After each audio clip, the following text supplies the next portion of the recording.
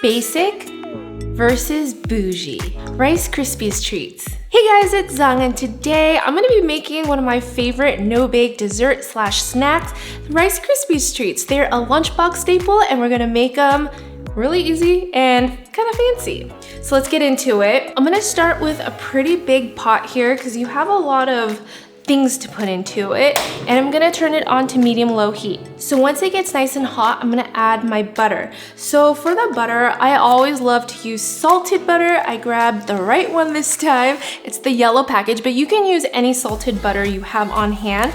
It just kind of balances out the flavor and makes it not super sweet. I'll just let it melt completely, and then I'm gonna add my marshmallows and some vanilla extract. I'm using just mini marshmallows here. I'll just slowly mix everything, just making sure the bottom doesn't burn or get too hot.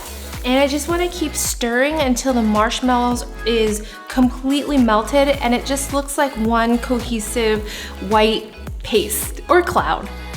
All right, once it starts to look like this and you don't see any more marshmallows in the pot, go ahead and turn off the heat. Give it another stir. And then we're gonna pour in our crisped rice or Rice Krispies, whatever you're using. All right, now I'm just gonna mix it all up until our cereal is coated in that marshmallow mixture. And it's gonna be pretty sticky, so you wanna work fairly quickly before the marshmallow gets a chance to harden. This looks good. And then I'll just transfer it into a baking dish that I've already buttered just so it doesn't stick at the bottom. For something like this, I like to make it nice and thick. So like an 8 by 10 or like a 9 by 9 pan would be perfect. The deeper and smaller the pan, I feel like the better the Rice Krispies. Now, if you have someone to give you an extra hand to hold the pot just to transfer it in all at once, that would probably be easier. But I'm just gonna scoop it in a little bit at a time. Then with my spatula, I'm just gonna smooth it all out until it's nice and flat. It's kind of sticky at first, but it definitely settles down and you can just kind of swipe it down like this. But before I finish doing that, even though this is basic doesn't have to be boring. I'm gonna add some sprinkles on top just to give it a little more flair. And I try to do this when the marshmallow is still warm, just so it kind of sticks. If you do it when it's completely cooled, it's not gonna stick. Now I'm just gonna smooth it over one more time just to mix it in. See? Now each bite is truly a treat. So Nate asked me, why didn't I just mix it in with the puff cereal earlier? In my experience, the sprinkles ended up melting and it just kind of bleeds the color all over. So I kind of just like doing it on top like this. It's a little cleaner that way, but you can do whatever you want. I'm gonna let this chill for about half an hour in the fridge while we make our bougie Rice Krispie treats. All right, for our bougie version, I'm gonna start with very similar base, but add a few fun twists. We're gonna start with our butter, except this time we're gonna brown it. So I start on medium-low heat, and I taught you guys how to brown butter in my chocolate chip cookie video, and it just changes everything. It makes it nutty, just full of flavor. If you guys want the full recipes for both versions, I'll have it listed in the description box below. So to brown the butter, I'm gonna melt it completely first, and then just keep it on the medium-low heat. I try to work on medium-low just because once it starts browning, it goes fast, and I wanna be able to control the amount of toastiness that we give our butter. So I'm just gonna let it simmer until it's completely melted and starts to bubble. Browning butter is basically just toasting the milk solids in the butter and just giving it a lot more depth. You'll see the butter start to bubble rapidly, and then it'll slowly, and the bubbles get smaller. That's when it's almost about to turn brown. It also starts to smell so good too. All right, this looks golden brown, perfect. I'm gonna stop the browning process by adding some vanilla extract and then immediately add in our marshmallows.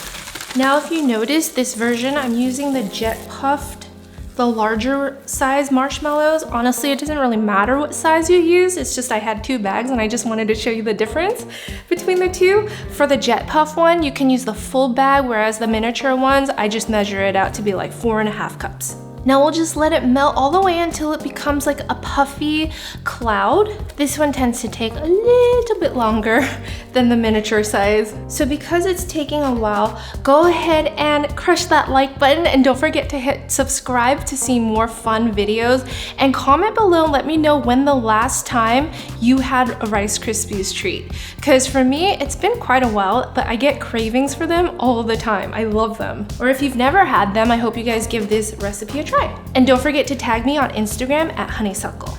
So once the marshmallow is fully melted, again, we'll just go ahead and turn off the heat and add our cereal. So to our bougie version, I'm gonna add a special mix-in to the cereal. I'm using freeze-dried strawberries that I'm gonna crush with my hands and then just mix it all together. You get different size bits in here so that each bite is just a really good treat.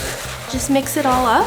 So I had Nate help me hold the pot while I transfer it into the pan. So it's already here and now I'm just gonna flatten it out. So this looks good. It looks a little bougie, but you guys know me, I'm a little extra, so we're not done yet. I'm gonna add a layer of chocolate right on top. With this one, I just melted some dark chocolate.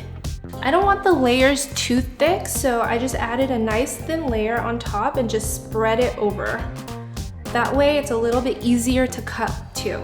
And then before the chocolate gets a chance to dry, I'm actually gonna press down some more freeze-dried strawberries just to decorate the top. I'll just randomly place the pieces, and the chocolate kind of acts like glue, so it sticks really nicely.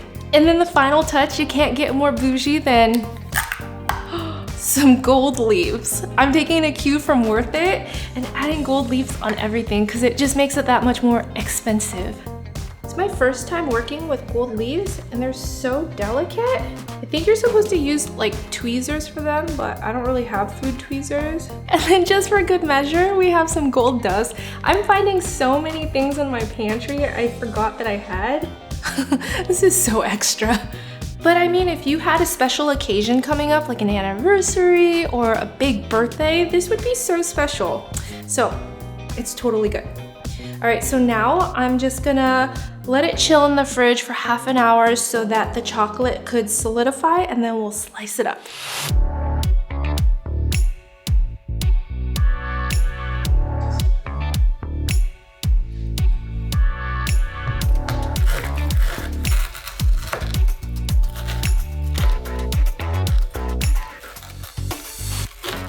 All right, we have our basic versus our bougie. Honestly, they both look really good, but in different ways. A plain classic Rice Krispies treat is just so delicious as it is. This would be so perfect in a lunchbox or even for snack time, whatever. With the sprinkles, it almost gives off like birthday cake vibe. All right, but now I'm gonna try our bougie. I'm excited for this.